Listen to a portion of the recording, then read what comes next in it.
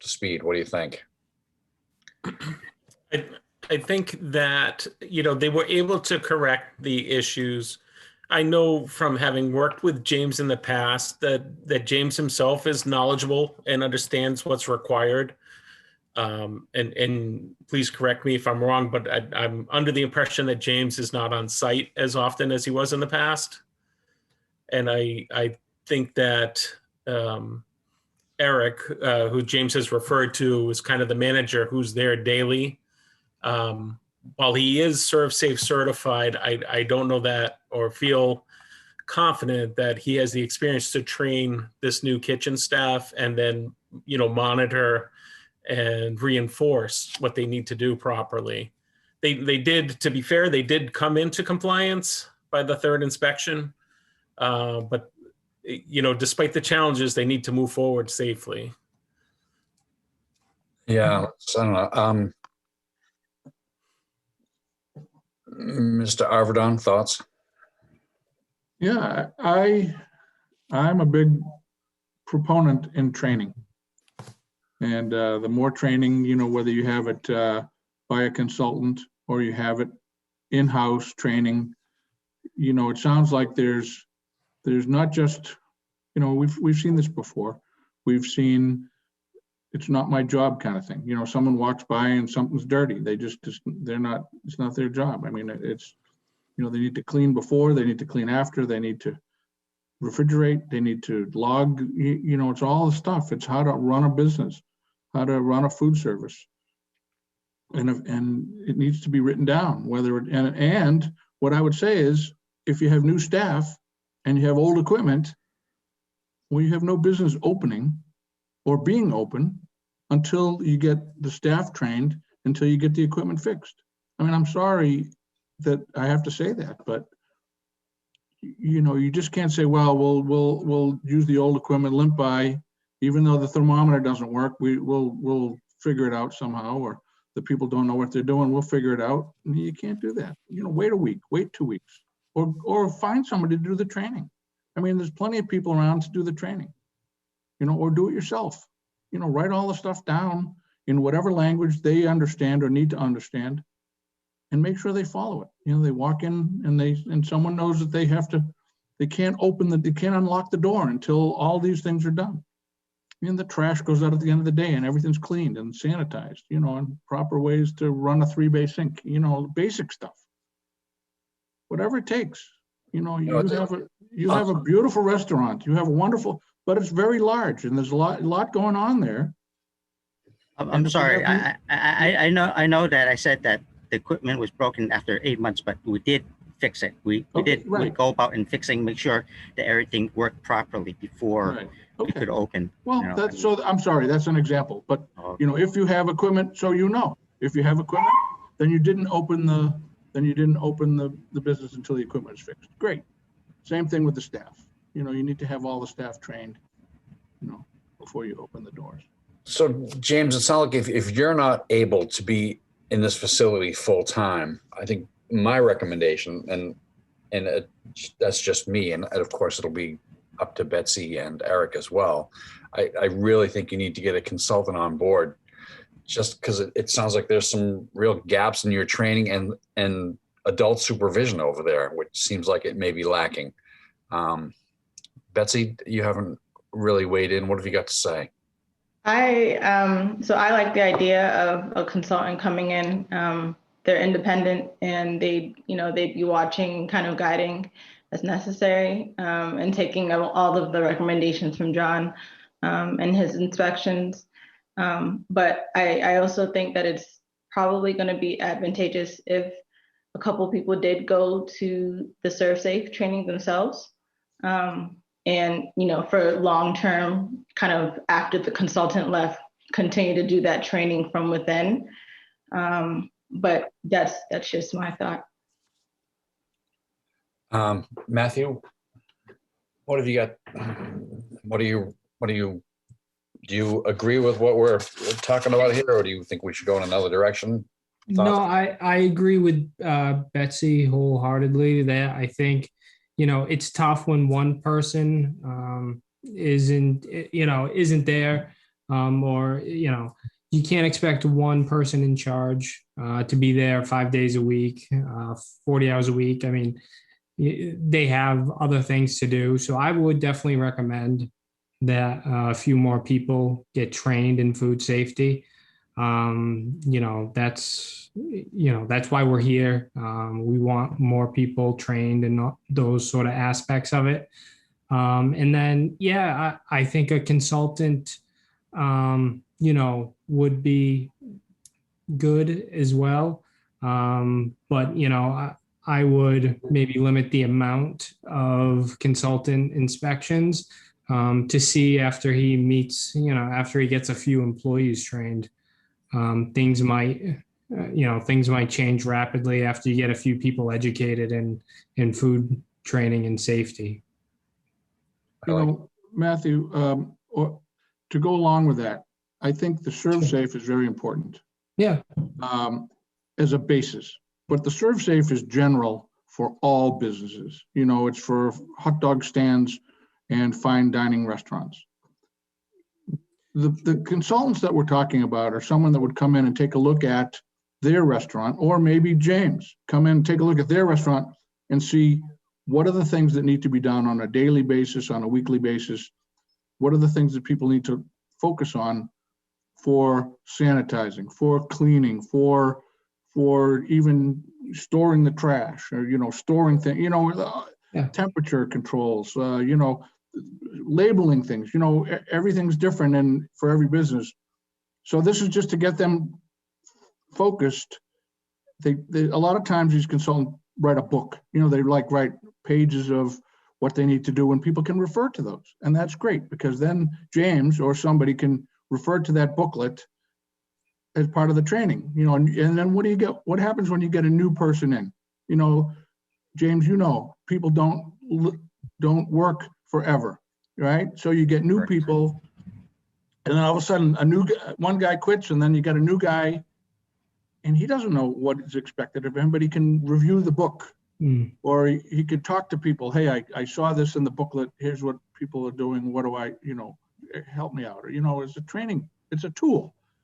So the serve safe is very important, but it's not the end all be all. Right? No, I agree with you. The way I think about it is, serve safe and food manager courses would be the beginning, and it's 8 hours of your own working, studying, trying to pass a test. So, and it's a little more affordable as well. So there's advantages of taking that. And then if that doesn't work, then a consultant, I mean, it's a higher price. Yes, they come in, they don't spend, a good deal of time. They do an inspection, a lot like one of a health officer or inspector, and then they write up their findings, same way that we would do, and give recommendations. I think both is needed. I think you start with one and then move to the other. But if you want to do, just the consultant or just the food manager safety classes, however you guys want to do it, I'm in agreement. Well, so James, what would you suggest? So John, you're going to go in when? I mean, when's your next inspection? John? So my next inspection would be in about 2 months, 2.5 months. 2 months. Okay. So Yeah. James, we have 2 months now for you to get your shop in order. Okay. Okay. So what would you suggest? How we want you to pass. We want you to be flying colors. We want to say this is the best restaurant in Foxborough. Okay. Of course. What do you suggest? So how can you, we don't want to have to force you to do stuff. This is sort of preliminary, but what do you suggest? Everyone said consultant that could help you, training that could help, serve safe, you said. So can we come up with something Yes. that maybe? All right. So I want to regain the confidence of the Board of Health. I am sorry that all of this has happened. So I will have more people trained initially, and then I will also talk with the owner to see if we can hire a consultant to come in to create a plan that we can follow every day as a routine to check whether things are sanitized properly, where things are kept properly, and everything is logged properly. Would that be something the board would agree on? Yeah, I like, we talk about a consultant, but I think in the past when we referred to a consultant, and Matthew, this is kind of to your point, when we referred to getting a consultant, we're really not looking for someone to come in and just kind of double up on our inspections. When we say a consultant, I want someone that's going to be in your place and someone who's going to be able to speak the language, so to speak, and tell you what needs to be done, what's going wrong, and be more of a trainer than a consultant. We're not looking for someone to just come in and point fingers and tell you what you're doing wrong. We need someone to explain to you, to help you create some logbooks, to help you, get your employees so they're looking out for each other. Not like Eric said, not just like, that's not my job kind of thing. We've seen this so many times. We really just want you to work together. It sounds like that's not what's going on over there. I see. There, the course, it's called teamwork, and there's probably a lack of it because it's a new team that has to find a way to work with each other again. Yeah, that is something I can probably work on with Eric to see if he can work with the back of the kitchen as well as with the sushi bar people as well. It's I think it's a very big juggle because of the size of the restaurant, but I'm afraid that's what's going to have to happen. And I will try to get other people involved in the Serve Safe as well. So are you just doing takeout right now, or are you we're doing takeout and delivery only at the moment because basically we don't have a full staff. We only have a third of the amount of staff we normally would have in that restaurant.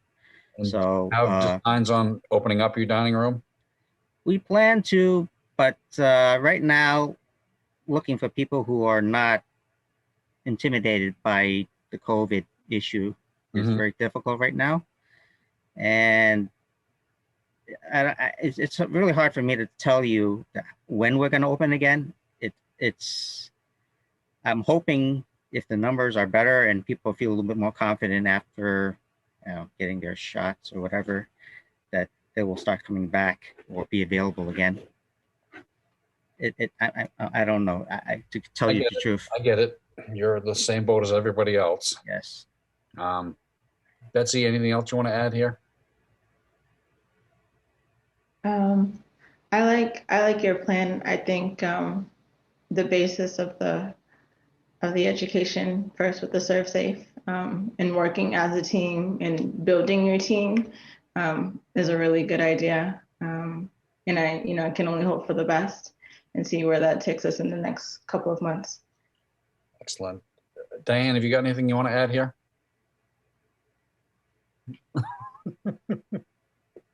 Mr. Arvedon? I think we're good. I think we'll leave it up to James to to give John a call and say, John, here's what I'm thinking, or here's what questions I have. We always are like that. And then when John goes out in a couple months, he'll see how that goes. And then James will either come and eat at your restaurant or we'll have you back in front of the board. How's that? Okay, I understand. All right. So, Mr. Chairman, I'm good. All right. So, James, we can count on you to communicate with John and Matthew, and John, I will assume the opposite of you is true. You'll communicate with James, and I wouldn't be surprised if you see John earlier than 2 months, just to be on the safe side. I don't know how that fits into your schedule, John, but I'm not really sure we want to wait 8 more weeks. Matthew, any final thoughts? No, I think he has a good plan. He understands what needs to be done. So I think we're going to move in the right direction, or hopefully we'll move in the right direction after this. Great. It's James, if you're all set, it's 7:24. I'm going to call the matter of my Pearl to be over and done with. And sir, I appreciate your time. Oh, and, thank you, sir. Good luck with thank you, everyone. what you have to do. All right, good. Thank you. All right, thank you. Thanks. Okay, thank you. Bye-bye. Bye-bye.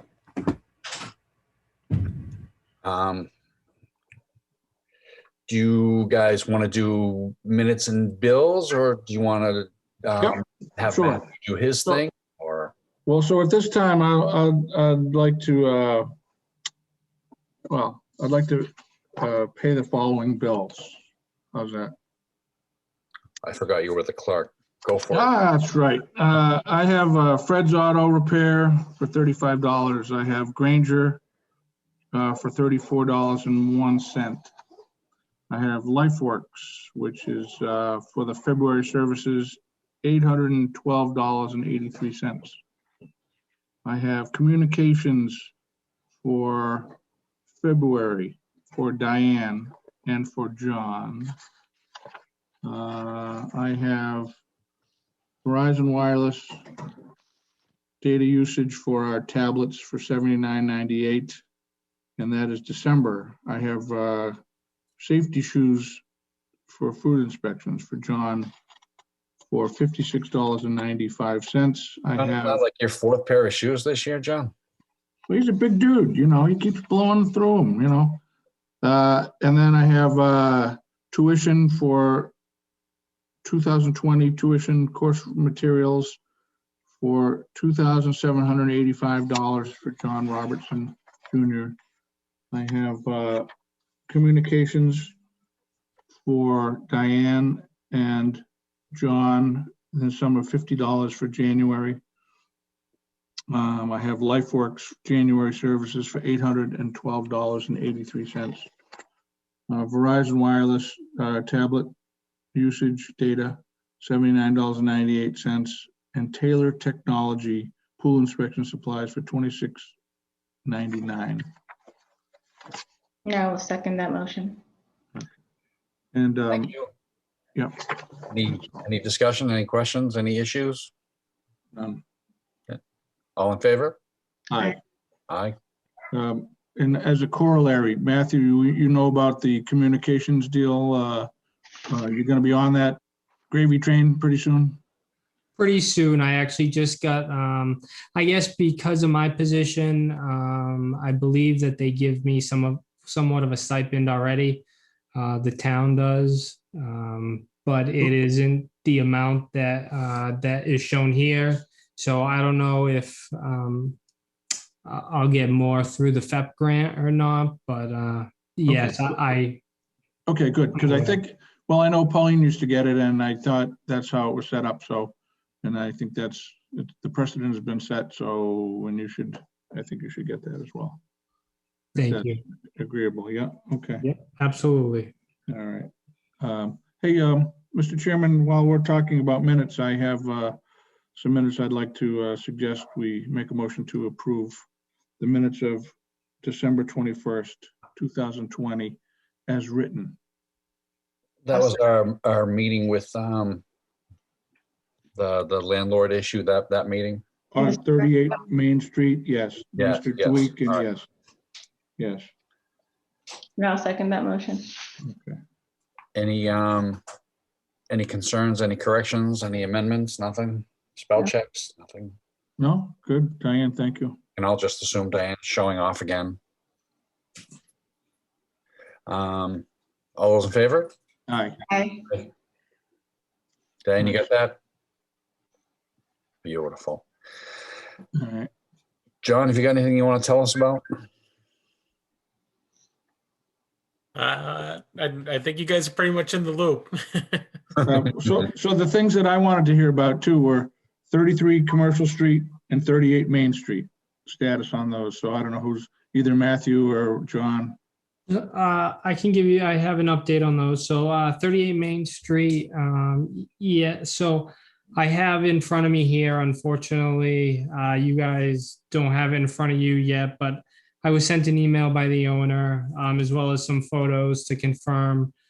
He's done extensive work on the roof and in the ceiling of the house. He installed a whole new ridge vent, new solar exhaust fan in the roof, 25 feet of gutter, brand new bathroom exhaust vent, and repiped it, as well as other work. So he did some work in the bathroom. So he's well on his way to bringing that up to code. There's still a few things left.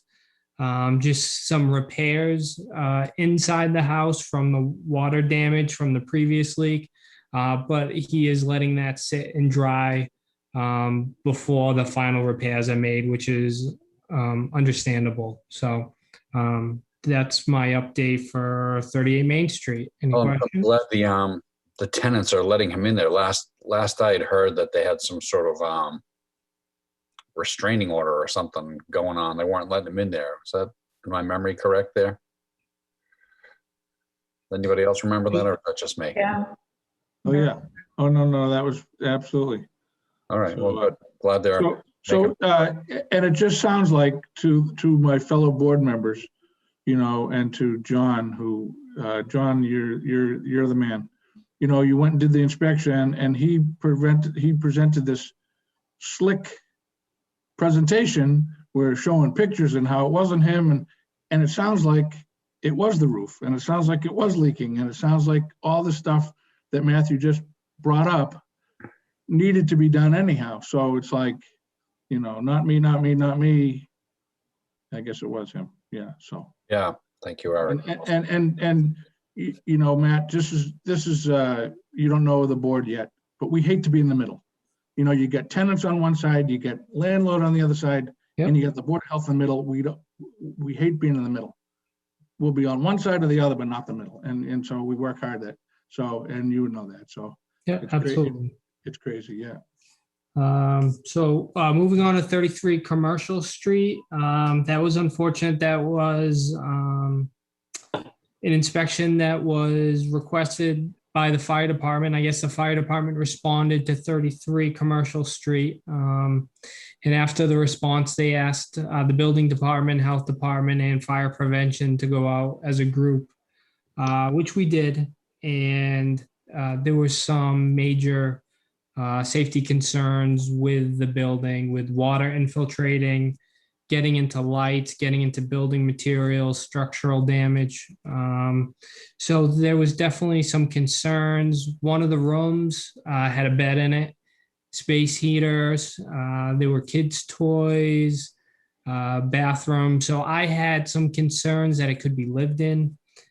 So I wanted to let them know. So I sent out an order so no one would use that space. It's an office building anyway. It's not set up for human habitability.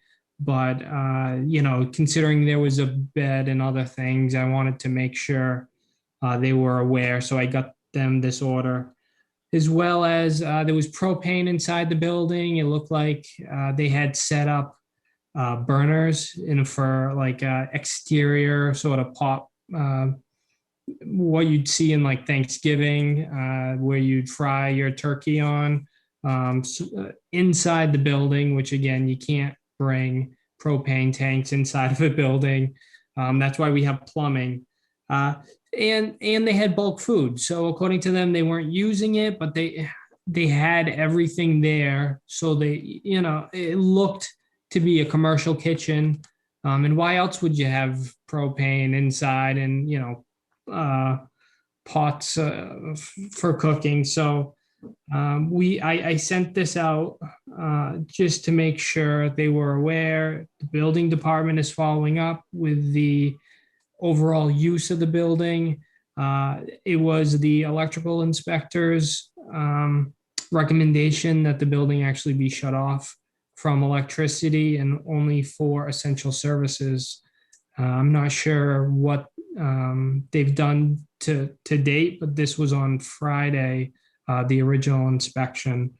So, after, I wanted to make sure you guys were aware, considering I was telling them to, vacate the building for living there and for food. It's right now they don't have a food permit with the town. I think John is aware that they've had one in the past. No, I don't believe so. No, I remember when they first opened up, I think we gave them a food permit because they planned on serving meals there, like maybe once a week. I think. Yeah, but I think the answer is no. I don't think we gave them a food permit because they said it's for their parishioners and their people bring it from home and it's not for the general public. So they're not selling it.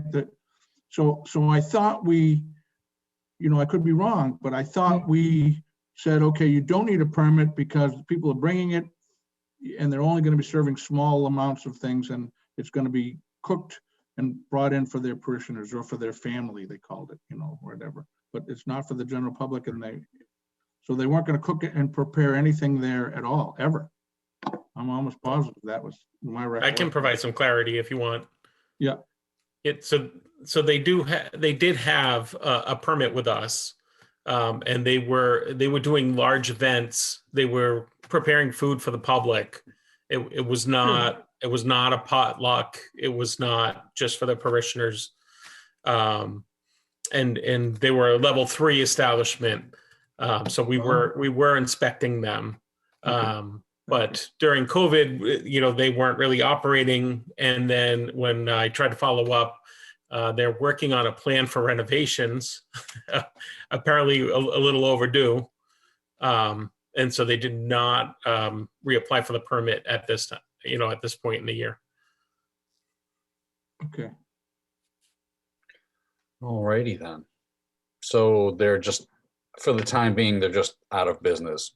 Is that where you kind of left it off, Matthew? Yeah. So right now they have plans to rebuild the whole entire place and structure. So they, they're wondering if they're going to fix it and try to do what they were doing, or, just tear the whole entire building down and start anew. So right now it's closed for business, and, they're going to figure out what they need to do on their end and either repair it so they can get back in business or go for a new building. So we'll find out. Great. So before I forget, just for Eric and Betsy, I guess it was a couple weeks ago, Matthew and I talked, and I told them how I really appreciate and I really like getting those updates from Chief Kenvin about the COVID stuff. And I asked Matthew if there's any way that every once in a while he could send us as board members updates on what's going on in the office. Because every once in a while, I was talking to Matthew about it. Every once in a while, someone will say to me, "Hey, what's going on with ABC or XYZ?"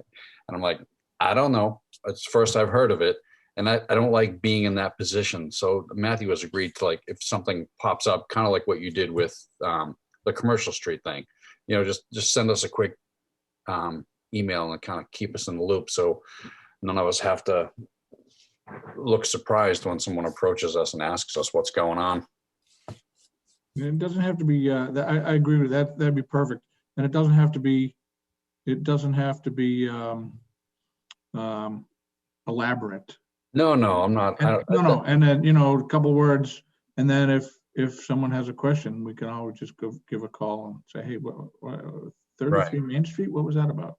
Yeah, absolutely. Yeah, perfect. I like the last email. Yeah. Hey, and by the way, welcome. Thank you. Yeah. Yeah. This is our first meeting, I think, with, yeah. Thanks for having me. On that note, too, I do have a COVID update if you would like it. Of course. Okay. So, and I'll just read this quickly. The Massachusetts Department of Public Health reports as of February 18th, 2021, a total of 1.2 million vaccinations have been administered within the state, and that 225,000 vaccinations have been administered within the last 7 days. As of February 18th, all groups in phase 1, as well as groups 1 and 2 in phase 2, are eligible to receive a vaccine. The next order of priority in phase 2 of the state's vaccination plan is early education and K through 12 workers, transit, utility, food and agriculture, sanitation, public works, and public health workers. Information on the vaccinations for these workers is forthcoming for a date. The state continues to focus on adding appointments at mass vaccination clinics statewide. You can make appointments in various ways, including mass.gov/COVID vaccine or www.maimmunizations.org, or through your local participating retail pharmacy or mass vaccination clinic, such as Gillette Stadium, or you can call the state by dialing 211 on your telephone. The Massachusetts Department of Public Health continues to track cases of the B.1.17 COVID-19 variant, which is known to spread more easily. The best defense against this community spread COVID-19 variant is to prevent the spread of the virus altogether. New information from CDC shows that improving the fit and filtration of masks help reduce the spread of the virus.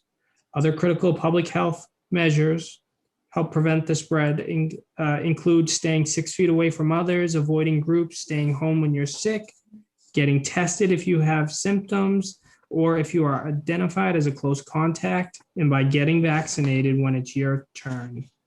Currently, the town of Foxborough is now in the yellow category. The town's daily average incident rate is 28.2 cases per 100,000, or for Foxborough, 72 cases in the last 14 days, which is much lower than the last few weeks. In addition, the percent positivity rate is moderate, 4%, which is lower than last week too. So that is my update on COVID for you. Thank you. Thank you. Nice. And then Diane, actually, she had a couple of things for you guys too. We wanted to talk about the rabies clinic. I guess it was something that you guys normally do this time of year. Well, May or April and May.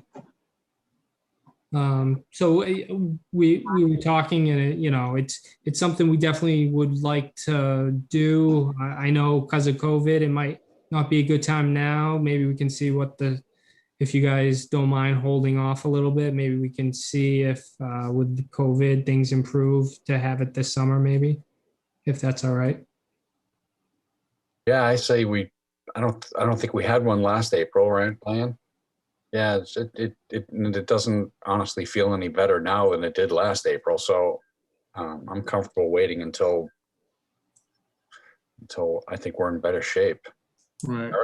Betsy? Yeah, I agree. I'd like to work it, but not like this. Right. Perfect. I agree. The question is working it, not whether we're going to have it all together. Well, no, whether we're going to have it. No, whether we're going to have it. We don't want people showing up, and I mean, it's, until the world is in a better place, is what we're saying. Yeah. Now's not the right time, but hopefully later. Right. Excellent. Thank you. Right. And you have something else too, or was that it? Yeah. She wanted some information on the permits. What name you'd like on the permits moving forward. Oh, yeah. Well, what do you think? I mean, they asked if they wanted our names on there, and I said that was okay, or Matthew's name on there. I mean, it doesn't matter. I mean, Does it make sense? I mean, does it make sense to put Matthew and us on there, or one or the other? Who's been on it in the past?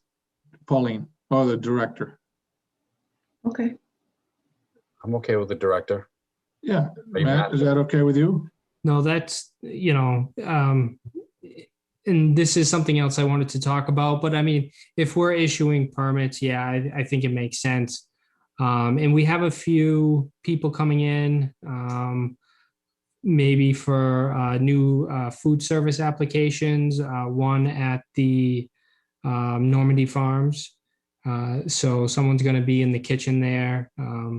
So actually, and as well, we have maybe an applicant for microblading, which would be sort of, it was a tattoo, it'd be body art. So for things like that, you know, in Weymouth, we would give the okay, and then we brought people to the board if, you know, things were going south. So I didn't know if that was something, these initial okays. Do you want to go through me and just, you know, I'll sign off on the permit, and when things go south, I'll refer to you guys? Or I like to see, I think we have always liked to see the new businesses. Yeah. We like to talk to them. No, and I would vote for that we would, but I'm saying the actual name, I'm sorry, I thought it was the name on the permit. Yeah, no, the name on the permit, that's correct. I mean, so I would like to see the new applicants, quiz them. I think the board, I'm almost positive the board would like to do that as well. Yeah, so when it comes down to the actual piece of paper. Something we've always done. It gives me it gives me a much better comfort level being able to put eyes on these people and hear what they have to say and have them explain to us exactly what they're doing. Right. You know, because honestly, the buck is going to stop here. So it's nice if we can put eyes on them and converse with them. Betsy, do you have any thoughts? I like meeting them, especially at the beginning. Some have been a few for me, but I like meeting them at the beginning.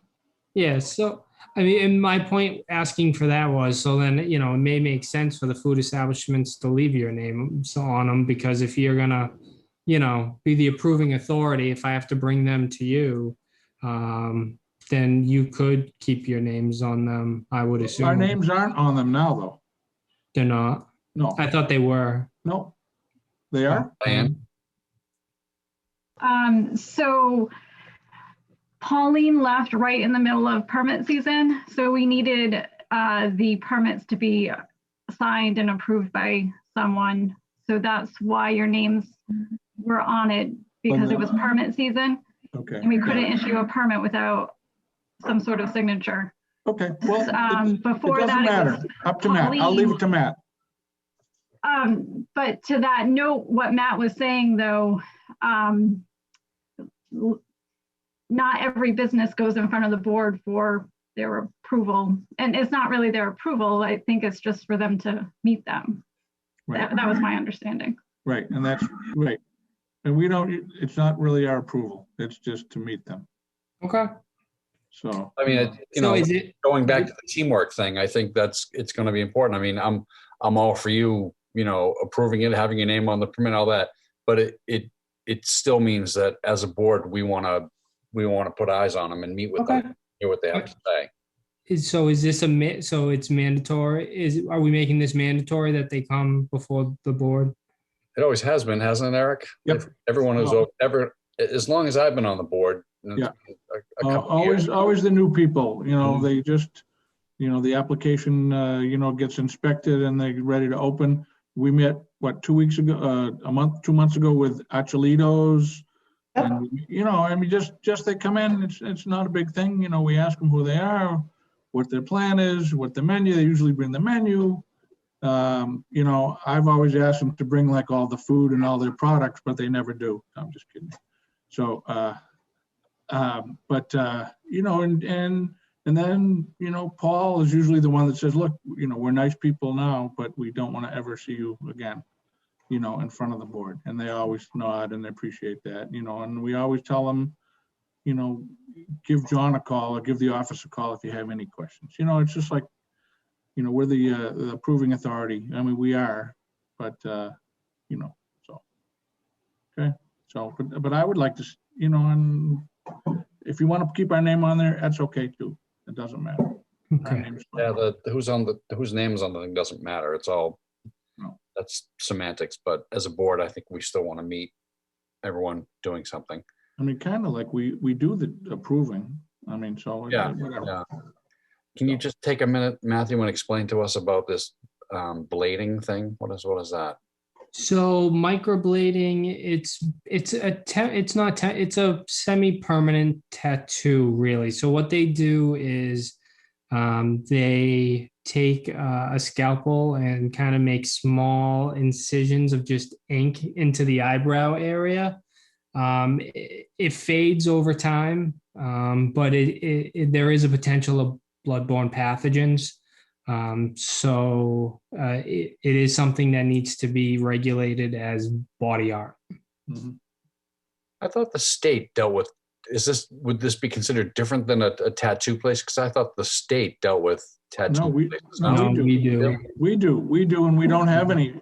In fact, I know we permitted them to be up on Route 1 in some certain small area. You couldn't ban them, but so we have a small area that they can be in somewhere on Route 1.